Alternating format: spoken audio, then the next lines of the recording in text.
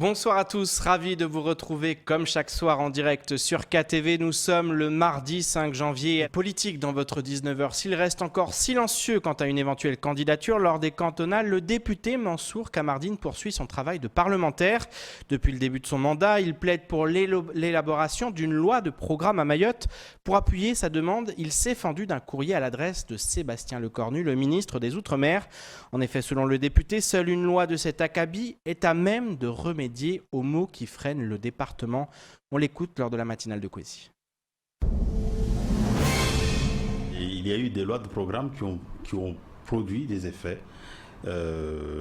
notamment bénéfiques pour le territoire. Vous savez, la première loi de programme pour Mayotte remonte au 31 décembre 1986.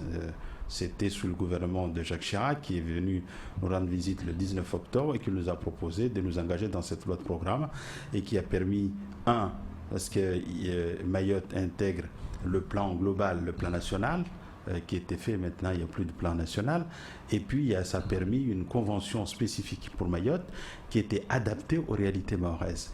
Donc, quand on regarde aujourd'hui la situation de Mayotte, et on est encore assez loin, assez éloigné des standards nationaux, vous avez parlé de rattrapage social, nous ne pouvons pas imaginer qu'on continue comme ça, comme on le fait, comme on a vu là, avec une augmentation du SMIC à 0, je ne sais pas combien %, alors que nous sommes dans une logique de rattrapage, et donc il nous faut un programme spécifique, donc une convention de développement qui a fait ce problème, donc qui peut se traduire par une loi de programme, c'est-à-dire un engagement de l'État, puisque ce serait, comme son nom l'indique, une loi.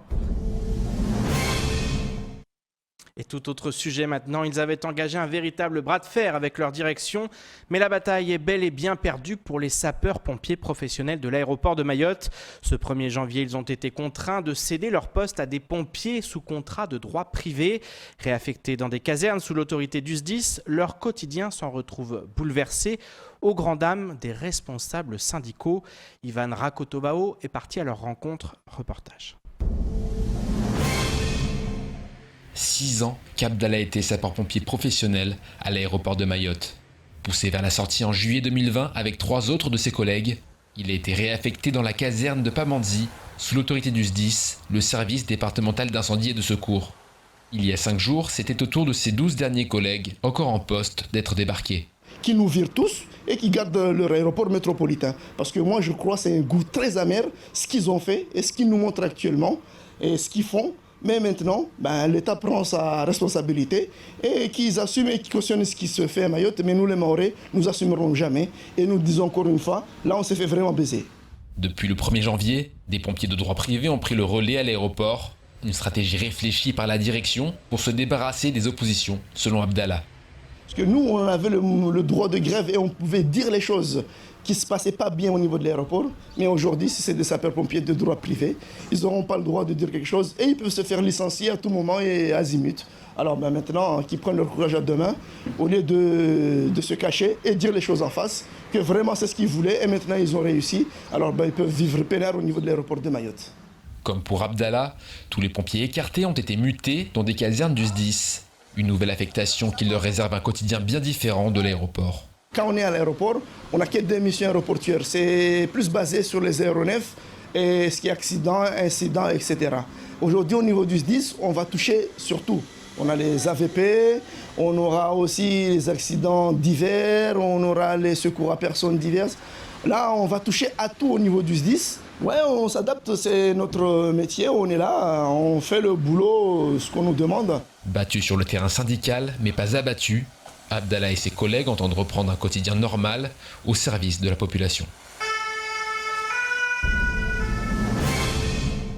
Je vous propose de regarder le reste de l'actualité locale avec notamment la Légion d'honneur pour le préfet et le DTPN ou encore le point épidémiologique à l'aube des retours de vacances à Mayotte. Au montage, Leslie Vumenet. Outre le Grand Cadi, le préfet et le directeur territorial de la police nationale à Mayotte ont reçu la Légion d'honneur. Jean-Marie Cavier a été promu au grade de chevalier, lui qui a été à l'origine de la réforme de la DTPN de Mayotte.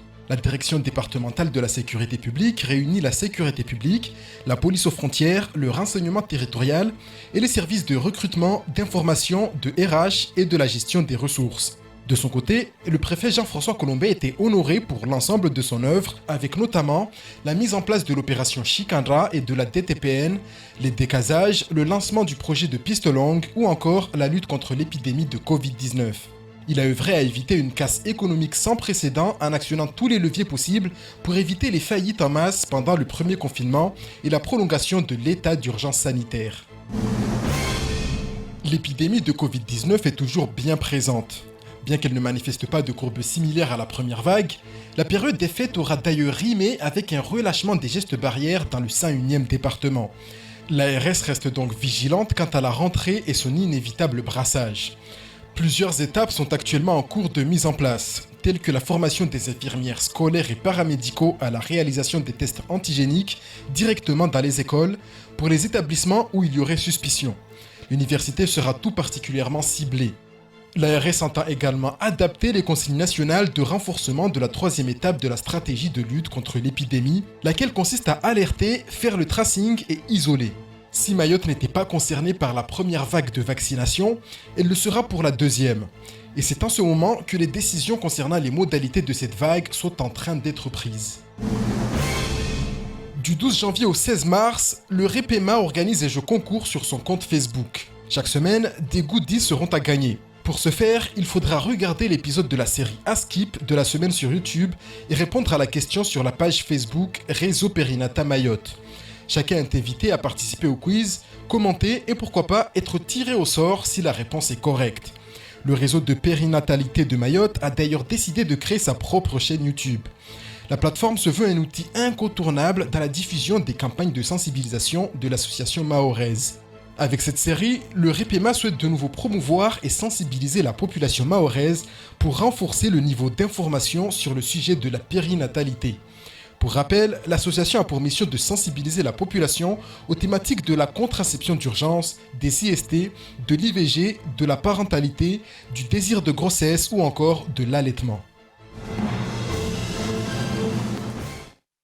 Un mot d'environnement dans votre journal. Pour lutter contre l'insalubrité, de nombreuses initiatives voient le jour aux quatre coins de l'île. C'est le cas du projet de médiation environnementale né dans la commune d'Aqua. Ce samedi, une opération de nettoyage est programmée. Elle prendra la forme d'un concours dans cette commune du nord de l'île. Les habitants du quartier le plus propre bénéficieront de cadeaux pour récompenser leurs efforts. Écoutons plutôt l'un des porteurs du projet au micro de Léonard Audier. On a fait participer aussi un certain nombre d'habitants dans des formations qui a été au mois de juillet et août. Pendant une semaine, il y a eu l'intervention de l'ARS, de la CDFAM, de la communauté de communes du Sud sur les questions réglementaires. Donc vous voyez, c'est pas uniquement ramasser, mais aussi faire comprendre à la population tous les enjeux derrière économiques aussi. Donc on a fait tout ça. Donc actuellement, on pense qu'une bonne partie de la population est sensible à la question de déchets. Maintenant, il faut trouver des solutions pour les éliminer. Donc une première action, ça serait de les ramasser et par la suite voir comment on peut mettre d'autres animations, par exemple les recyclages, monter une structure pour faire de la recyclerie et autres. Autre concours pour conclure, c'est aujourd'hui que se déroulait la remise des prix de la 3e édition du concours Selfies ton préservatif. Organisé par la MGEN et l'association des étudiants du Centre universitaire de Mayotte, ce concours a pour ambition de sensibiliser les jeunes mahorais sur la protection contre les IST et les grossesses non désirées. Après plusieurs reports liés à la pandémie, les lauréats se sont donné rendez-vous dans les locaux de la MGEN et ont enfin pu recevoir leur prix. Reportage sur place signé Jaïdi Maoulida. Malgré les nombreux reports liés notamment à la crise de la Covid-19, la remise des prix de la 3e édition du concours Selfies ton préservatif a eu lieu aujourd'hui dans les locaux de la MGEN. Un concours à la fois ludique, mais aussi avec une réelle volonté de sensibilisation auprès de la jeunesse. Alors ce concours est maintenant une tradition entre l'AECUM, l'association des étudiants de Dembéni, et la MGEN. On sait ici à Mayotte que communiquer sur des sujets tabous de sexualité, de maladies sexuellement transmissibles, de grossesse, c'est un sujet qui peut parfois déranger, qui est un peu glissant.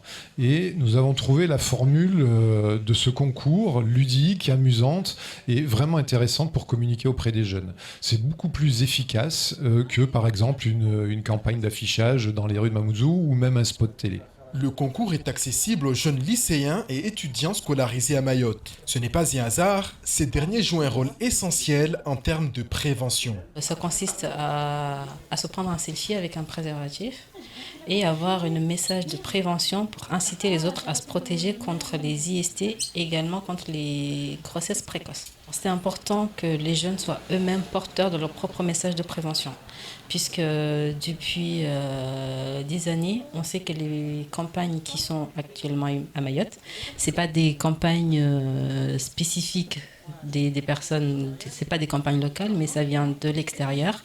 On aimerait qu'au fur et à mesure que ça évolue, que ce soit nos propres jeunes qui soient eux-mêmes les propres porteurs du message.